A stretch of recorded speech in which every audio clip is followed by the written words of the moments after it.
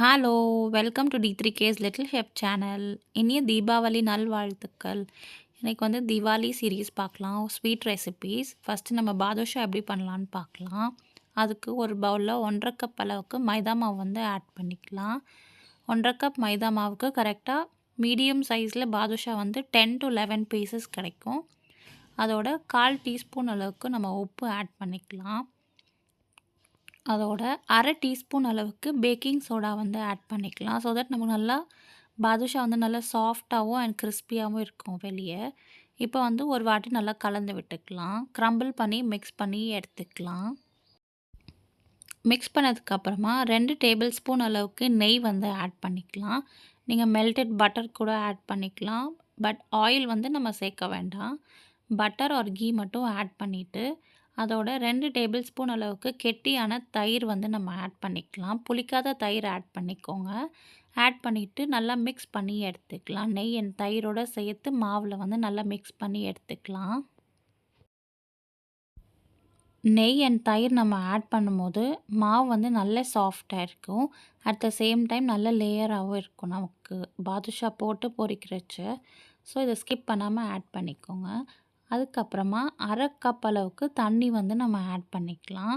அதாவது 1½ கப்பு மைதா மாவுக்கு அரை கப் தண்ணி கரெக்டாக இருக்கும். நான் மெஷர் பண்ணி தான் நான் ஆட் பண்ணியிருக்கேன். ஸோ நீங்களும் அப்படியே ஃபாலோ பண்ணுங்கள், கரெக்டாக வரும்.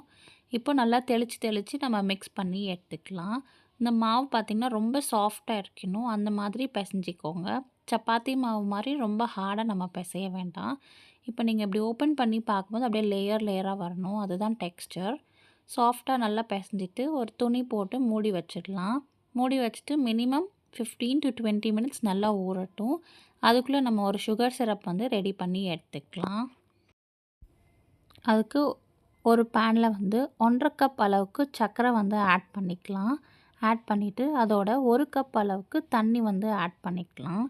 ஆட் பண்ணி ஒரு வாட்டி மிக்ஸ் பண்ணிவிட்டு நம்ம ஃப்ளேம் வந்து ஆன் பண்ணிக்கலாம். ஆன் பண்ணிவிட்டு சர்க்கரை நல்லா கரையிற வரைக்கும் நம்ம ஹை ஃப்ளேமில் வச்சு நல்லா குக் பண்ணி எடுத்துக்கலாம்.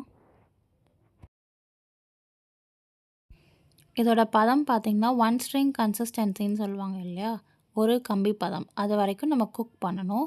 இப்போ வந்து கலருக்காக கொஞ்சமாக குங்குமப்பூ ஆட் பண்ணிக்கிறேன், சாஃப்ரான். இது வந்து ஆப்ஷனல் தான்.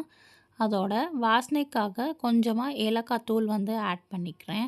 ஆட் பண்ணிவிட்டு ஃப்ளேம் நல்லா ஹையில் வச்சுட்டு நல்லா குக் பண்ணி எடுத்துக்கலாம். இது மேக்ஸிமம் 8 to 10 மினிட்ஸ் ஆகும் நமக்கு சுகர் சிரப் கிடைக்கிறதுக்கு. அது வரைக்கும் இந்த மாதிரி மிக்ஸ் பண்ணி குக் பண்ணி எடுத்துக்கலாம். இப்போ பார்த்திங்கன்னா நமக்கு சுகர் சிரப் வந்து ரெடி ஆகிடுச்சு. நல்லா திக் ஆகிடுச்சு. கொஞ்சமாக லெமன் ஜூஸ் வந்து ஆட் பண்ணிக்கலாம். ஸோ தட் சுகர் வந்து மேலும் கிறிஸ்டலைஸ் ஆகாமல் இருக்கும். அதை ஓரமாக வச்சுட்டு இப்போ நம்ம ஒரு பேனில் ஆயில் ஊற்றிட்டு நம்ம வந்து பாதுஷா வந்து ஃப்ரை பண்ணி எடுத்துக்கலாம். ரொம்ப ரொம்ப சிம்பிள் அண்ட் ஈஸியான ரெசிபி தான். கொஞ்சமாக சப்பாத்தி மாவு எடுக்கிற மாதிரி நம்ம கொஞ்சமாக அந்த மைதா மாவுலேருந்து பிச்சு எடுத்துட்டு உள்ளங்கையில் வச்சு நல்லா தேய்ச்சிட்டு ஒரு ப்ரெஸ் பண்ணிவிட்டு லைட்டாக வந்து இந்த மாதிரி சென்டரில் வந்து ஒரு ஹோல் மாதிரி கொடுத்து எல்லாவோட மாவையும் நம்ம ரெடி பண்ணி வச்சுக்கலாம். அதுக்கப்புறமா எண்ணெய் வந்து சூடானதுக்கப்புறமா நம்ம 4 5 போட்டு பொரித்து எடுத்துக்கலாம். உங்கள் பேன் சைஸ்க்கு ஏற்ற மாதிரி பொரிங்க. ரொம்ப நிறையா போட்டு டம்ப் பண்ண வேணாம். எண்ணெய் சூடு பார்த்தா ரொம்ப மிதமான சூட்டில் இருக்கணும். நம்ம ஒன்ஸ் போட்டுட்டதுக்கப்புறமா அதுவே மேலே வந்துடும். அதுதான் பர்ஃபெக்டான கன்சிஸ்டன்சி அண்ட் டெக்ஸ்சர். நீங்கள் மாவு கரெக்டாக பிசைஞ்சிருந்திங்கன்னா இந்த மாதிரி உங்களுக்கும் வரும். மீடியம் ஃப்ளேமில் வச்சு பொறுமையாக பொரித்து எடுத்துக்கலாம். இப்போ ஒன்ஸ் ஒரு சைட் குக் ஆனதுக்கப்புறமா திருப்பி போட்டுட்டு இன்னொரு சைடும் நல்லா குக் பண்ணி எடுத்துக்கலாம். கரெக்டாக ஒரு 6 to 8 மினிட்ஸ்க்குள்ளே இது ரெடி ஆகிடும் மீடியம் ஃப்ளேமில். கரெக்டாக கோல்டன் கலர் ஆனதுக்கப்புறமா நம்ம எண்ணெயிலேருந்து எடுத்துடலாம். எடுத்துட்டு சுகர் சிரப்பில் வந்து ஒன்று ஒன்றா நம்ம ட்ராப் பண்ணிக்கலாம். நீங்கள் ஆட் பண்ணும்போது சுகர் சிரப் வந்து ஆறி போயிடுச்சுன்னா லைட்டாக வார்ம் பண்ணிக்கோங்க. ஸோ தட் அந்த நம்ம போடும்போது அந்த சுகர் சிரப் எல்லாமே அந்த பாதுஷாவில் அப்சர்வ் ஆகி நல்லா ஊறி போய் நல்லா சாஃப்டாகவும் சூப்பராக இருக்கும். இந்த பாதுஷா பார்த்திங்கன்னா மினிமம் ஒரு 1 hour ஏதாவது ஊற வைக்கணும். உங்களுக்கு டைம் இருக்குன்னா நீங்கள் ஓவர் நைட் கூட ஊற வச்சுக்கலாம். நீங்கள் எவ்வளோக்கு எவ்வளோ ஊற டைம் கொடுக்குறீங்களோ அவ்வளோ ஜூஸியாகவும் சாஃப்டாகவும் இருக்கும். அவ்வளோதாங்க, அட்டகாசமான ஹோம்மேட் பாதுஷா ரெடி. இதை கொஞ்சம் ஃபேன்சி ஆக்கிறதுக்கு நீங்கள் நட்ஸ் போட்டு சர்வ் பண்ணிக்கலாம் இந்த மாதிரி. அடுத்த தீபாவளி ஸ்பெஷல் ஸ்வீட் பார்த்தா 7 கப் பர்ஃபி. இதை வந்து 7 கப் கேக் ஆர் 7 கப் ஸ்வீட்னு சொல்லுவாங்க. மெஷர்மெண்ட் பார்த்தீங்கன்னா, நீங்கள் எந்த பவுல் எடுக்கிறீங்களோ அதிலே நம்ம எல்லாமே அளந்துக்கலாம். நீங்கள் சின்ன கிண்ணம் ஆர் டம்ளர் எது எடுத்தாலும் ஓகே தான். நான் இந்த கப் வச்சு அளந்துக்கிறேன். 1 கப் அளவுக்கு பால் வந்து எடுத்திருக்கேன். நான் வந்து பச்சை பால் தான் எடுத்திருக்கேன். அதோட 1 கப் அளவுக்கு நெய் வந்து ஆட் பண்ணிக்கலாம். நான் ஃப்ளேம் எதுவுமே ஆன் பண்ணல. நம்ம எல்லாத்தையும் மிக்ஸ் பண்ணிவிட்டு நம்ம ஃப்ளேம் ஆன் பண்ணிக்கலாம். இப்போ பால் நெய் ஆட் பண்ணிவிட்டு ஒரு வாட்டி கலந்து விட்டுட்டு 1 கப் அளவுக்கு பேசன் ஃப்ளார் வந்து ஆட் பண்ணிக்கலாம். கடலை மாவு. இது வந்து சலிக்கணும்னு அவசியம் இல்லை. நம்ம அப்படியே கூட ஆட் பண்ணிக்கலாம். ஆட் பண்ணிவிட்டு ஒரு விஸ்கோ இல்லாட்டி ஸ்பூனோ வச்சு நல்லா கட்டி இல்லாமல் ஒரு வாட்டி நல்லா கலந்து விட்டுக்கலாம். கலந்து விட்டதுக்கப்புறமா 1 கப் அளவுக்கு துருவின தேங்காய் வந்து ஆட் பண்ணிக்கலாம். நான் வந்து டெசிகேட்டட் கோகோனட் ஆட் பண்ணியிருக்கேன். நீங்கள் வீட்டில் வந்து துருவியும் நம்ம ஆட் பண்ணிக்கலாம். ஆட் பண்ணிவிட்டு நம்ம மாவோட ஒரு வாட்டி கலந்து விட்டுக்கலாம். கலந்து விட்டதுக்கப்புறமா 3 கப் அளவுக்கு சர்க்கரை வந்து ஆட் பண்ணிக்கலாம்.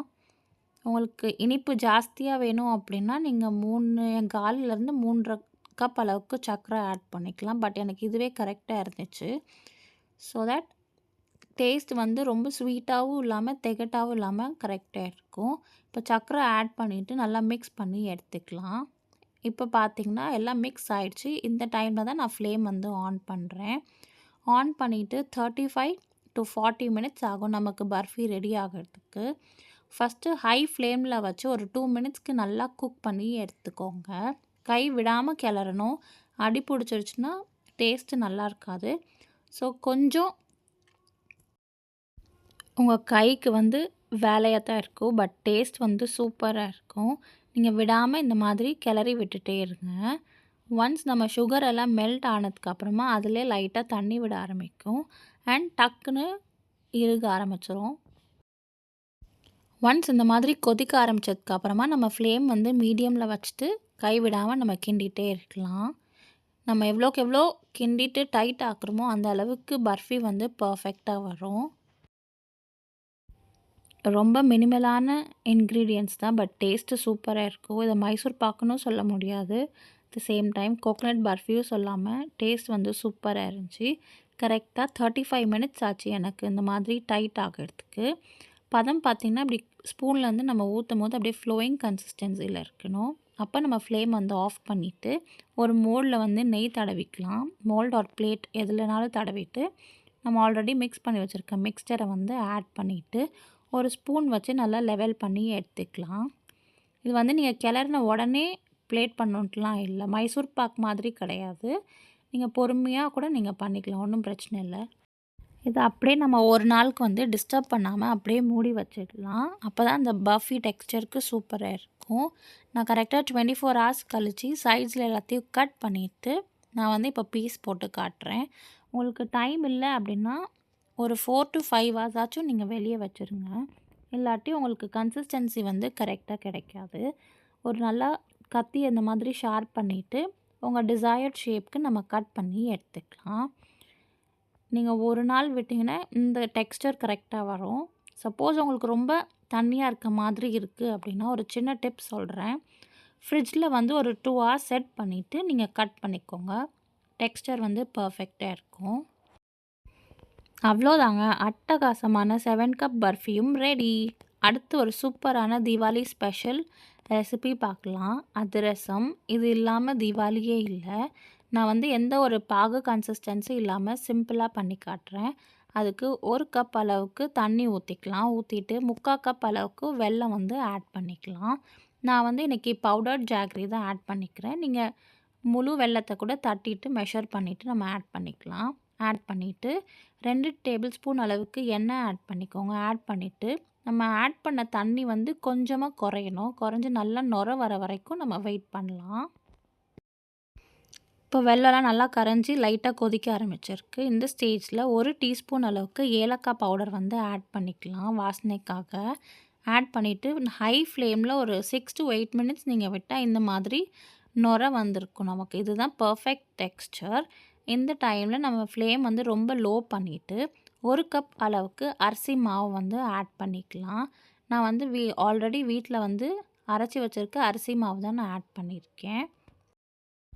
நம்ம வீட்டிலே அரிசி மாவு ரெடி பண்ணலாம். ரொம்ப ஈஸி தான். பச்சரிசி வந்து ஒரு 3 கப்போ இல்லாட்டி 4 கப் வந்து ஒரு 2 மணி நேரம் தண்ணியில் ஊற வச்சுட்டு தண்ணியெல்லாம் வடிச்சிட்டு ஃபேனுக்கு கீழே ஒரு துணியில் வந்து ஒரு 2 ஹவர்ஸ் வந்து நல்லா காய வச்சு எடுத்துக்கோங்க. அதுக்கப்புறமா நம்ம மிஷின்லேயோ இல்லாட்டி மிக்சிலேயோ போட்டு அரைச்சிட்டு நம்ம நம்ம வந்து சலிச்சு எடுத்துக்கலாம். அவ்வளோதான், ரொம்பவே ஈஸியாகவே பண்ணிடலாம். இப்போ இந்த அரிசி மாவு போட்டு லோ ஃப்ளேமில் வச்சுட்டு நம்ம பாகு காய்ச்சிருக்கோம் இல்லையா, வெள்ளைப்பாகு, அதோடு சேர்த்து இந்த மாதிரி நல்லா கலந்து விட்டு எடுத்துக்கலாம். லோ ஃப்ளேம்லேயே வச்சு இந்த மாதிரி கலந்துட்டு ஃப்ளேம் வந்து ஆஃப் பண்ணிவிட்டு ஒரு பவுலோ இல்லாட்டி கண்டெய்னரில் இந்த மாதிரி போட்டுட்டு மேலே வந்து காயாமல் இருக்கிறதுக்காக எண்ணெய் ஊற்றிட்டு கரெக்டாக ஒரு 2 நாள் இல்லாட்டி மினிமம் ஒரு நாளுக்கு அப்படியே விட்டுடலாம் டிஸ்டர்ப் பண்ணாமல். அதுக்கப்புறமா ஒரு பவுலில் இந்த மாதிரி நம்ம கொட்டிட்டு இந்த மாதிரி நல்லா பிசைஞ்சு எடுத்துக்கலாம். சப்போஸ் உங்களுக்கு ரொம்ப கெட்டியாக இருக்க மாதிரி இருந்தால் கொஞ்சமாக சுடு தண்ணி வந்து ஆட் பண்ணிக்கோங்க. ஆட் பண்ணி நல்லா சாஃப்டாக மாவு வந்து பிசைஞ்சு எடுத்துக்கலாம். இந்த மாதிரி கரெக்டாக இருக்கும். நம்ம பாகு இல்லாமலே பண்ணலாம். டெக்ஸ்டர் வந்து கரெக்டாக தான் வரும். இப்போ நம்ம எண்ணெயை நல்லா சூடு பண்ணிவிட்டு கையில் வந்து கொஞ்சமாக நீங்கள் எண்ணெய் தடவிக்கோங்க. எண்ணெய் இல்லாட்டி நெய் தடவிட்டு இந்த மாதிரி குட்டி பாலாக உருட்டிட்டு ஒரு பட்டர் பேப்பரோ இல்லாட்டி ஒரு பால் கவர் இல்லாட்டி பிளாஸ்டிக் ஷீட்டில் ஆயில் அப்ளை பண்ணிவிட்டு இந்த மாதிரி தட்டிட்டு நடுவில் ஓட்டை போட்டு பொரிச்சாலும் சரி, இல்லை நீங்கள் அப்படியும் பொரிச்சிக்கலாம். எண்ணெய் பார்த்திங்கன்னா ரொம்ப மிதமான சூட்டில் தான் இருக்கணும். ஹை ஃப்ளேமில் இருந்துச்சு அப்படின்னா உங்களுக்கு உள்ளெல்லாம் டக்குன்னு வேகாமல் இருக்கும், வெளியே வந்து கிறிஸ்பியாக இருக்கும். ஸோ ஃப்ளேம் மட்டும் நம்ம அதிரசத்துக்கு பார்த்து பொரிக்கணும், இல்லாட்டி பிரிஞ்சு வரதுக்கும் வாய்ப்பு இருக்குது. இப்போ ஒன்று ஒன்றா நம்ம போட்டு பொரித்து எடுத்துக்கலாம். இப்போ ஒன்ஸ் நம்ம ட்ராப் பண்ணதுக்கு அப்புறமா ஃப்ளேம் வந்து மீடியமில் வச்சுட்டு லைட்டாக இந்த மாதிரி தள்ளி விட்டுட்டு மேலே வந்து நம்ம கொஞ்சம் கொஞ்சமாக எண்ணெய் ஊற்றிட்டு பொறுமையாக 2 பக்கமும் நல்லா திருப்பி எடுத்துக்கலாம். நல்லா பொறுமையாக மீடியம் ஃப்ளேமில் ஒரு 7 to 8 மினிட்ஸ்க்கு நல்லா கோல்டன் கலரில் பொரித்து எடுத்துக்கலாம் இந்த மாதிரி. அண்ட் மிச்சம் இருக்க மாவையும் இந்த மாதிரி போட்டு நம்ம எடுத்து வச்சுக்கலாம். அவ்வளோதாங்க, அட்டகாசமான சிம்பிளான பாகுபதம் எதுவும் பார்க்காம சூப்பரான அதிரசம் ரெடி. அதுக்கப்புறமா இன்னொரு ஃபேவரட்டான தீபாவளி ரெசிபி பார்க்கலாம், ஜாங்கிரி. எல்லோரும் கஷ்டம் அப்படின்னு நினைப்பீங்க, பட் ரொம்ப ரொம்ப ஈஸி தான். இது யாருனாலும் பண்ணிடலாம். அதுக்கு வந்து ஒரு பவுலில் 1 கப் அளவுக்கு உளுந்து வந்து நம்ம ஆட் பண்ணிக்கலாம். ஆட் பண்ணிவிட்டு தண்ணி நல்லா முழுங்குற அளவுக்கு ஊற்றிக்கலாம். ஊற்றிட்டு இதை மினிமம் 2 மணி நேரம் நல்லா ஊற வச்சு எடுத்துக்கலாம். கரெக்டாக 2 மணி நேரம் கழித்து நம்ம தண்ணி எல்லாம் வடிச்சிட்டு ஒரு மிக்ஸி ஜாரில் வந்து ஆட் பண்ணிக்கலாம். ஆட் பண்ணிவிட்டு 3லேருந்து 4 டேபிள் ஸ்பூன் அளவுக்கு தண்ணி நம்ம ஆட் பண்ணிக்கலாம். 1 கப் உளுந்துக்கு 20லேருந்து 25 ஜாங்கிரி கிடைக்கும் மீடியம் சைஸில். நீங்கள் உங்கள் குவான்டிட்டிக்கு ஏற்ற மாதிரி கூடவோ குறைவோ ஆட் பண்ணிக்கோங்க. உங்களுக்கு மாவு பதம் பார்த்தா நம்ம வடைக்கு அரைப்போம் இல்லையா, அந்த பதத்துக்கு மிக்ஸி ஜாரோ இல்லாட்டி கிரைண்டர்லேயோ நல்லா சாஃப்டாக மையாக அரைச்சி எடுத்துக்கலாம். இப்போ இதை வந்து ஒரு பவுலுக்கு ட்ரான்ஸ்ஃபர் பண்ணிவிட்டு ஃபுட் கலர் வந்து நம்ம ஆட் பண்ணிக்கலாம். ஜாங்கிரின்றனால நமக்கு ஆப்ஷன் இல்லை, ஸோ கொஞ்சமாக ஃபுட் கலர் ஆட் பண்ணிவிட்டு அதோட 1/4 டீஸ்பூன் அளவுக்கு உப்பு, 1 டேபிள் ஸ்பூன் அரிசி மாவு and 1 tablespoon cornflour add பண்ணிக்கோங்க. டேஸ்ட் வந்து சூப்பராக இருக்கும். அட் த சேம் டைம் நல்லா கிறிஸ்பியாகவும் இருக்கும். அதோட 1/2 டீஸ்பூன் பேக்கிங் சோடா ஆட் பண்ணிவிட்டு நல்லா மாவு வந்து பிசைஞ்சு எடுத்துக்கலாம். நல்லா மிக்ஸ் பண்ணி எடுத்துக்கோங்க. வடை பதத்துக்கு நல்லா மிக்ஸ் பண்ணால் தான் நமக்கு வந்து ஜாங்கிரி நல்லா சாஃப்டாகவும் கிறிஸ்பியாகவும் சூப்பராகவும் இருக்கும். இதை வந்து ஓரமாக வச்சுட்டு நம்ம சர்க்கரை பாகு வந்து ரெடி பண்ணிக்கலாம். ஒரு பாத்திரத்தில் 2 கப் அளவுக்கு சர்க்கரை ஆட் பண்ணிக்கலாம். அதோட 1 கப் அளவுக்கு தண்ணி ஆட் பண்ணிவிட்டு அதுக்கப்புறமா நம்ம ஃப்ளேம் ஆன் பண்ணிவிட்டு சர்க்கரை நல்லா கரையிற வரைக்கும் ஹை ஃப்ளேமில் வச்சு நல்லா இந்த மாதிரி மிக்ஸ் பண்ணி எடுத்துக்கலாம். இதோட கொஞ்சமாக குங்குமப்பூ அண்ட் கொஞ்சமாக கலர் வந்து நம்ம ஆட் பண்ணிக்கலாம். நான் ஆரஞ்சு ஃபுட் கலர் ஆட் பண்ணியிருக்கேன், ஒரு பிஞ்சு ஆட் பண்ணி சுகர் நல்லா டிசால்வ் ஆகிற வரைக்கும் குக் பண்ணி எடுத்துக்கலாம். இதுக்கும் பதம் பார்த்திங்கன்னா 1 ஸ்ட்ரிங் கன்சிஸ்டன்சி தான். வாசனைக்காக கொஞ்சமாக நான் ஏலக்காய் பொடி வந்து ஆட் பண்ணியிருக்கேன். கரெக்டாக ஒரு 8 to 10 மினிட்ஸில் நமக்கு வந்து சர்க்கரை பாகு வந்து ரெடி ஆகிடும். இப்போ பார்த்திங்கன்னா அந்த ஃப்ளோயிங் கன்சிஸ்டன்சி இருக்குது பாருங்கள், ஸ்பூன்லேருந்து வரும்போது அதுதான் ரெடி ஆயிடுச்சு. இதை வந்து ஓரமாக வச்சுட்டு நம்ம ஜாங்கிரி வந்து புளிய ஆரம்பிச்சிடலாம். நான் இன்னைக்கு வந்து பைப்பிங் பேக்கில் வந்து பண்ணுறேன். இது ரொம்பவே ஈஸியாகவே வந்துச்சு எனக்கு. நீங்களும் ட்ரை பண்ணுங்க. கண்டிப்பா உங்களுக்கு வரும். அதே தான் நம்ம வந்து எண்ணெய வந்து சூடு பண்ணிட்டு, ஃப்ளேம் வந்து மீடியமில் வச்சுட்டு, இந்த மாதிரி ஒரு 2லேருந்து 3 சர்க்கிள் ஃபஸ்ட்டு போட்டுட்டு, அதுக்கு மேலே இது மாதிரி புழிஞ்சு விட்டுக்கலாம். ஃபஸ்ட்டு கொஞ்சம் உங்களுக்கு டிஃபிகல்ட்டாக இருக்க மாதிரி இருக்கும். ஒரு 2, 3 நீங்கள் போட்டுட்டிங்கன்னா உங்களுக்கு ஈஸியாகவே வந்துரும். ஃப்ளேம் வந்து மீடியம்லேயே வச்சுட்டு சுட்டுட்டு, அதுக்கப்புறமா நம்ம கொஞ்சம் கொஞ்சமாக ஹை அண்ட் லோ ஃப்ளேமில் குக் பண்ணி எடுத்துக்கலாம். இப்போ வந்து நான் ஃப்ளேம் வந்து மீடியமில் வச்சுட்டு குக் பண்ணி எடுத்துக்கிறேன் 2 மினிட்ஸ்க்கு. ஒன் சைட் குக் ஆனதுக்கப்புறமா நம்ம திருப்பி போட்டுக்கலாம். திருப்பி போட்டுட்டு ஹை ஃப்ளேமில் வச்சு குக் பண்ணிக்கலாம். ஒரு 1 மினிட் குக் பண்ணிவிட்டு திருப்பி நம்ம ஃப்ளேம் வந்து மீடியம் ஒரு லோ பண்ணிவிட்டு நல்லா கிறிஸ்பி ஆகிற வரைக்கும் குக் பண்ணி எடுத்துக்கலாம். போட்ட உடனே நம்ம திருப்பக்கூடாது. கொஞ்சம் நேரம் கழித்து நம்ம திருப்பி எடுத்துக்கலாம். இன்னொரு சின்ன டிப் என்னென்னா, ரொம்பவும் போட்டு டம்ப் பண்ணாமல் உங்கள் பேன் சைஸ்க்கு ஏற்ற மாதிரி நீங்கள் வந்து பொரித்து எடுத்துக்கோங்க. அப்போ தான் உங்களுக்கு உள்ளேயும் வேகும், வெளியும் வெந்து சூப்பராக இருக்கும். இப்போ பார்த்திங்கன்னா நல்லா கிறிஸ்பி ஆகிடுச்சு. இப்போ எண்ணெயிலேருந்து எடுத்துகிட்டு நம்ம சக்கரைப்பாகில் வந்து போட்டுடலாம். அதே தான் சக்கரைப்பாகு லைட்டாக சூடு பண்ணிவிட்டு நம்ம பொரிச்சிருக்க ஜாங்கிரி எல்லாத்தையும் இம்மர்ஸ் பண்ணிக்கலாம். மினிமம் ஒரு 30 மினிட்ஸ்க்கு வந்து சோக் ஆகட்டும்.